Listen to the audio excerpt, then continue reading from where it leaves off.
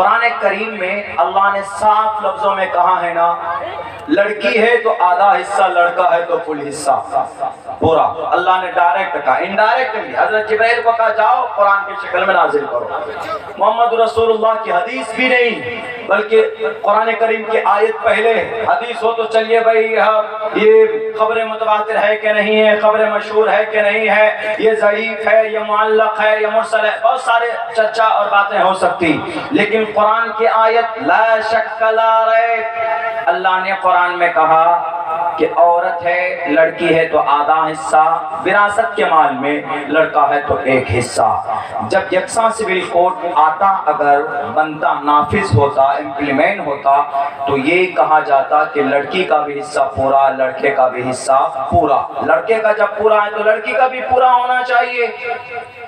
تو قرآن میں تو ہے لڑکی کا آدھا دو، لڑکے کو پورا دو۔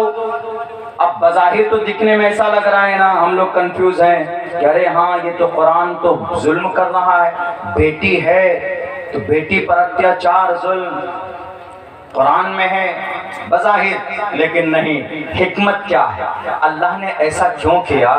اللہ فرماتا ہے، ہمارے مفسرین بتاتے ہیں، اللہ کی قرآن کریم کی اس آیت کے منشا کو علماء، فقہا اور صحابہ کرام نے جو سمجھا ہے اس نظریے سے بتاتے ہیں کہ عورت کو آدھا حصہ اس لیے اللہ نے دیا، عورت کے اوپر کوئی خرچہ نہیں ہے، کسی کی ذمہ داری نہیں ہے۔ جب یہ لڑکی اپنے گھر میں رہتی ہے تو باپ کے ذمے، اور جب شادی ہو گئی تو شوہر کے ذمے، یعنی اس لڑکی پر کوئی ٹینشن نہیں، نہ مال سے کوئی سامان لانا، بازار سے کوئی سامان لانا، نہ دوا لانا، نہ خرید و فروخت کرنا، کچھ نہیں۔ جو لڑکا ہوتا ہے اس پر ذمہ داری ہوتی ہے، اس پر ذمہ داری ہوتی ہے۔ اس کی جب شادی ہوتی ہے تو بیوی آتی ہے، بیوی کا نان نفقہ، بچے پیدا ہوتے ہیں تو بچوں کے اخراجات، گھر اپنا نہیں ہے تو گھر بنانے کا پورا ٹینشن اس کے سر پر، بیچارے پر کوئی کیس ہو جائے تو قید خانے میں جائے گا کون؟ مرد جائے گا۔ چاروں طرف کے اخراجات کی ذمہ داری لڑکے پر ہے، اسی لیے اللہ نے کہا کہ بھئی اس لڑکے کو پورا ملنا چاہیے، اور لڑکی پر کوئی خرچ کی ذمہ داری نہیں ہے، کوئی نام نفقہ کسی کا نہیں ہے، اسی لیے اللہ نے کہا کہ اس کو 50% دو۔ یہ حکمت ہے، اللہ کے فیصلے، اللہ کے حکم کی حکمت یہ ہے۔ میڈیا والوں نہیں سمجھتے آپ، ہماری نہیں سمجھ سکتے، شاید قرآن کریم کی احکام کو، ان کی حکمتوں کو آپ جان نہیں سکتے، سمجھ نہیں سکتے۔ آپ یا یکساں سول کوڈ، ہم مسلمان سب سے زیادہ وروध کیوں کرتے ہیں یکساں سول کوڈ کے؟ اس لیے کرتے ہیں کیونکہ 15 مسائل کو ہمارا ٹچ کیا گیا۔ ہمارے مسلمانوں کے شرعی مسائل میں 15 مسئلے ایسے ہیں جن کو یکساں سول کوڈ اگر آتا ہے ان 15 مسئلوں کو ٹچ کیا جاتا ہے، ان کے اندر تبدیلی ہوتی۔ ایک مسئلہ کیا ہے؟ ایک مسئلہ شادی کا۔ شادی ہم لوگوں میں کتنی شادی ہے؟ 4 شادی ہے۔ ایک مسلم مرد 4 شادی کر سکتا ہے، کر سکنا الگ ہے، کرنا انواری ہے، یہ الگ ہے۔ یہ لوگ کیا سمجھتے ہیں میڈیا والے؟ یہ لوگ یہ سمجھتے ہیں، اور یہ جو بیٹھے ہیں کرسی پر، یہ لوگ سمجھتے ہیں کہ اسلام میں 4 شادی ضروری ہے۔ 4 شادی ضروری نہیں، ایک ہی ضروری ہے۔ ایک سمجھتی نہیں ہے، 4 کہاں سے سنبھالیں گے بیچارے مسلمان؟ پورے بھارت کے اندر سروے کرا لیجئے، زیادہ سے زیادہ آپ کو، زیادہ سے زیادہ تعداد میں اگر 2 شادی والوں کی کاؤنٹنگ کرائیں گے، آپ پرسنٹیج نکالیں گے تو میرے خیال سے 10 سے 15% بھی نہیں نکلے گا۔ 3 شادی والا تو آپ کو میرے خیال سے 5% ملے گا، 4 شادی والا تو شاید 2.5% مل جائے۔ یہ آپشن ہے۔ اللہ نے کہا قرآن میں فَانكِحُوا مَا طَابَ لَكُم مِّنَ النِّسَاءِ مَثْنَىٰ وَثُلَاثَ وَرُبَاعَ، 2 شادی کرو، 3 شادی کرو، 4 شادی کرو۔ اب اگر کسی کی بیوی کو ٹی وی ہے، مولک بیماری ہے، وہ بچے پیدا نہیں کر سکتی، تو کیا کہیں گے آپ؟ اسلام کہتا ہے اس مرد سے کہ بھئی اب تم گھبراؤ مت، تم دوسری شادی اب کر سکتے ہو، یا پہلی بیوی 5 ہے، پہلی بیوی 5 ہے، پہلی سے اولاد نہیں ہے تو وہ آدمی کیا کرے گا؟ اسلام کہتا گھبرانے کی ضرورت نہیں، تم دوسری شادی کر لو۔ اتنی آسانی عیاشی کے لیے نہیں ہے 4 شادی، بلکہ ضرورت کے لیے ہے شادی۔ عورت کو حق دینے چلے 42 سال سے احمد آباد میں پرائم منسٹر صاحب کی محترمہ بیٹھی ہے، ان کو تو ساتھ نہیں رکھ پائے اور چلے گئے جناب لاٹھی ڈنڈا اٹھا کر یکساں سول کوڈ لانے کے ہم عورتوں کے حق حقوق دیں گے۔ عورتوں کا حق دینا، عورتوں کا درد سمجھنا ہے تو عورت کے ساتھ اٹیچمنٹ رہو، عورت کے ساتھ ایک زندگی، ازدواجی زندگی بناؤ۔ ایک صاحب کو تو عورت ہی نہیں ہے، ایک صاحب کی تو شادی ہی نہیں ہوئی ہے، ایک صاحب کیا میرے خیال سے 10 ایسے گزرے ہیں موجودہ وقت میں اقتدار میں جتنے بھی لوگ ہیں اس جماعت کے 10 ایسے بڑے لیڈر ہیں جنہوں نے شادی نہیں کی ہے، عورت سے ان کا ازدواجی رشتہ ان کا کبھی چھٹا ہی نہیں۔ جوڑو تب پتا چلے گا کہ عورت کا کیا حق حقوق ہے، عورت کو کیسے سمان دیا جاتا۔ اسلام نے عورت کو جو سمان دیا وہ کسی نے آج تک سمان نہیں دیا۔ اٹھاؤ یہی یہودی جس کو بولتے ہو، یہودی دھرم کے اندر عورت کے تعلق سے ایسا ہے کہ اگر یہودی دھرم میں شادی ہو جائے، عورت کے دانت بھی اگر اوپر ہو، آنکھ چھوٹی بڑی ہو، عورت کے بدن سے اگر کوئی اسمیل آئے تو یہودی دھرم میں اتنی آسانی ہے، اگر اس عورت کے بالمقابل کوئی دوسری عورت دکھ جائے، پرائی عورت، تو اس عورت کو صرف یہ کہہ دے کہ میں تجھے ڈیورس دیتا، میں تجھے طلاق دیتا، اور وہ دوسری عورت سے نکاح کر سکتا۔ یہودی میں اتنی آسانی، اور کرسچن میں کیا، ایک مرتبہ عورت سے نکاح ہو جائے to the day of death، مرتے دم تک وہ اسی عورت کے ساتھ رہے گا، چاہے لڑائی ہو، مار ہو، سر پھٹپل ہو، جنگ ہو، کچھ بھی ہو، زندگی دونوں کی نہ بنتی ہو تو وہ اس عورت کو نہیں چھوڑ سکتا۔ ایک میں افراط ہے، ایک میں تفریط ہے، ایک میں آسانی ہے، آسانی نہیں زیادتی ہے، تو ایک میں بندش ہے، ایک میں کٹ بندن ہے جس کو توڑ نہیں سکتے۔ اسلام کہتا ہے کہ ایسا نہیں، اگر کسی نے غلطی سے، کسی کی غلطی سے نہیں بلکہ مرضی سے شادی ہوئی لیکن رشتہ آگے بڑھنے کا نام نہیں لے رہا تو قرآن کہتا ہے، شریعت کہتی، اسلام کا پرسنل لا کہتا، دونوں کی مرضی سے اور دونوں کی رضامندی سے وہ لوگ اپنے اپنے راستے الگ کر سکتے، وہ لوگ اپنی مرضی سے اپنا راستہ الگ چن سکتے۔ یہ نظام ہے کہیں پر؟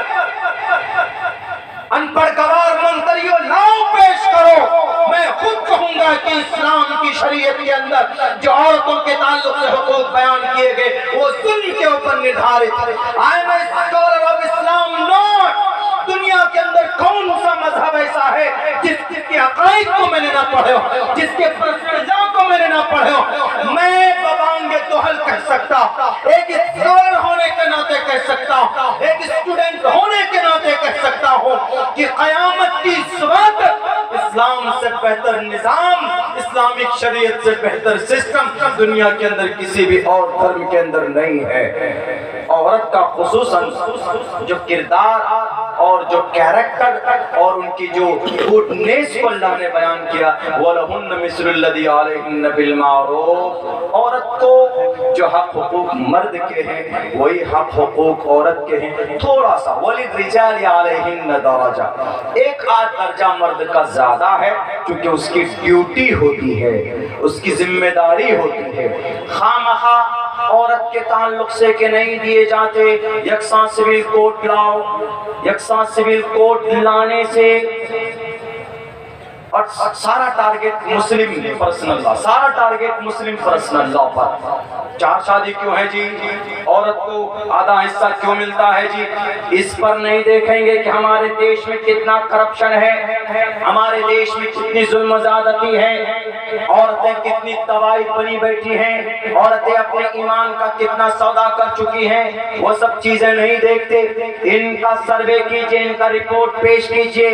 اللہ کے نبی علیہ السلام کی جیونی کو صرف 5 سال کے لیے بھارت کے پرائم منسٹر صاحب، I request you kindly only for 5 years، اگر آپ کا اور وقت ہے لمبا لگا آئیے اور بھارت کے اندر نبی کی سیرت کو، کردار کو، کیریکٹر کو نافذ کر کے دیکھیے۔ اگر ہر طرف خوشحالی نہ ہو، اگر ہر طرف بہتر نظام نہ ہو، ہر سیکٹر کے اندر ایمانداری نہ ہو، تو اسی دھرتی پر میں بھی بسوں گا۔ 5 سال کے بعد میری زندگی رہے گی تو میری زبان اگر غلط ہو جائے، اگر سسٹم غلط دشا میں چلا جائے نبی کی سیرت کو امپلیمنٹ کرنے کے بعد، تو میری زبان کو قینچیوں سے کاٹ دیجئے گا کہ عبداللہ سالم تم جھوٹ بولتے تھے۔ اتنا بہتر نظام پیش کرنے والا آج تک کہیں پر کوئی آیا ہی نہیں۔ ارے دنیا کا سب سے مہان بدھیمان یہودی، وہ یہودی جب ہمارے نبی کو کاپی کرتے ہیں، دنیا کے بڑے بڑے ویگیانک جب ہمارے نبی کے ایک ایک فعل کو کاپی کرتے ہیں جناب، اور کاپی کر کے وہ کامیاب ہوتے ہیں۔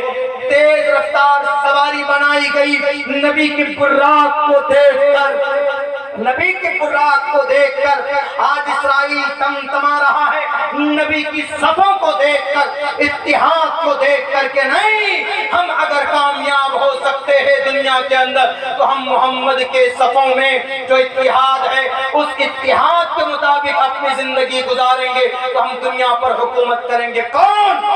یہودی۔ آج دنیا کا ملعون قوم بھی کامیاب ہے تو ہمارے نبی کی سیرت کو اپنا کر کامیاب ہے۔ تو آپ اس دیش میں جب نبی کی کردار اور کیریکٹر کی نفاذ کی بات کریں گے، بعض جگہوں پر ان کو امپلیمنٹ کریں گے تو انشاءاللہ تبارک و تعالی ضرور سسٹم ٹھیک ہوگا، مظلوموں کو ان کا حق ملے گا اور ظالموں کو کیفر کردار تک پہنچایا جائے گا۔ میرے بھائیوں، وقت چونکہ بہت تیزی سے جا رہا ہے اور مجھے جانا بھی ہے، بڑا لمبا سفر کرنا ہے۔ کسی کو گجرات جانا ہے تو کسی کو سلی گوڑی باغ ڈوگرا جانا، ایک ایک نہیں 2 جگہ پر فلائٹ ہے، کسی کا ٹرین ہے، اور اس پروگرام میں کل تک پہنچنا ضروری۔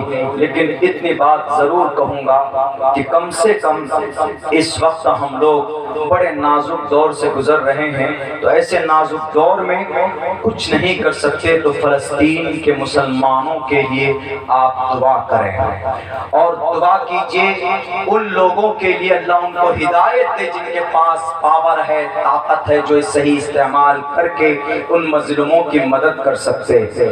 غزہ ایک اوپن جیل بنا دیا گیا ہے، ہمیشہ سے ظلم ہوتا چلا آ رہا ہے وہاں پر، لیکن ان کے ساتھ کوئی کھڑا نہیں۔ اسرائیل غلطی پر ہے تب بھی امریکہ کھڑا ہو جاتا ہے فوراً کہ اسرائیل I am with you، میں تمہارے ساتھ۔ فلسطین حق پر ہے، پوری دنیا مانتی ہے، 145 کنٹریز نے ایگری کے اس بات پر کہ فلسطین حق پر ہے۔ ان کے ساتھ یہ عرب کنٹری کے بعد مسلم کنٹری ساتھ دینے کے لیے تیار نہیں۔ آخر کون سا رشتہ؟ اسی لیے اب صرف ایک امید ہے کہ اللہ وہ بیت المقدس جہاں ہمارے نبی نے انبیاء کی امامت کی 1968 سے لے کر ان مغضوب علیہم کے نگرانی میں ہے، وہ مسجد اقصی جہاں سے براق آسمان کے طرف گیا، وہ مسجد اقصی جس کی طرف 18 مہینے تک صحابہ کرام نے رک کر کے نماز پڑھی، آج وہاں پر اذان ڈھنگ سے نہیں دی جاتی، نماز ادا کرنے پر مکمل طور پر آزادی نہیں ہے۔ اے اللہ، جب تو طیر نبابیل کے ذریعے سے ابرہہ کا خاتمہ کر سکتا ہے، کیا ابرہہ کے ظلم سے زیادہ بڑھ کر اس اسرائیل کے ظالموں کا ظلم نہیں ہے؟ ضرور ہے، لیکن اے مسلمانوں دعا کرو، اس وقت تو عبد المطلب تھے جن کا آستھا اللہ کی ذات پر مضبوط تھا۔ ابراہیم نے کہا کہ عبد المطلب، کیا تو نے اپنے اونٹ کے لیے تو گزارش کی کہ میرا اونٹ دے دو، اس اونٹ کا مالک میں ہوں، لیکن کعبۃ اللہ کو بچانے کے لیے کوئی گزارش نہیں کر رہے ہو، آخر کیا وجہ ہے؟ تو انہوں نے کہا اے ابراہیم، اونٹ کا مالک میں ہوں، اس لیے میں نے گزارش کی، اس گھر کا مالک وہ اللہ ہے، وہ بچائے گا۔ اے اللہ، جب تو ابرہہ کو طیر نبابیل کے ذریعے برباد کر سکتا ہے تو مسجد اقصی کی بھی حفاظت کر لے۔ اے اللہ، تو جنگ بدر میں صحابہ کی فوجوں کے साथ फरिश्तों को भेज सकता है, तो ग़ज़ा के अंदर जो मासूम बच्चों की चीख है, मासूम बच्चों के जिस्म के चीथड़े हैं, ये अल्लाह वो आपको आवाज देते हैं। बच्चों के, मासूम बच्चों की चीख आपको पुकारती है, कम से कम फरिश्तों के झुंड को भेज दे। ऐसा कोई निजाम बना दे कि पूरे मुल्क इस्राइल को अल्लाह तबारक व तआला हिदायत से तो हिदायत की तौफीक दे। और ऐसी खबर आ रही है कि इस्राइल के अंदर खुद यहूदी कौम के अंदर ऐसी आवाज उठ रही है कि नहीं, जो ग़ज़ा और फ़लस्तीन पर हो रहा है वो जुल्म हो रहा है। हम लोग कुछ नहीं तो दुआ करें उन लोगों के लिए, वक्त बहुत हो गया है, और अपने नबी की सीरत और सुन्नत के मुताबिक ज़िंदगी गुजारने की कोशिश करें, और हक़ को हक़ कहने, जालिम को जालिम कहने की जुर्अत अपने सीनों के अंदर पैदा करो, और ज़ुबान के अंदर इस्तिक़ामत पैदा करो। इंशाअल्लाह तबारक व तआला अल्लाह की मदद शामिल हाल होगी।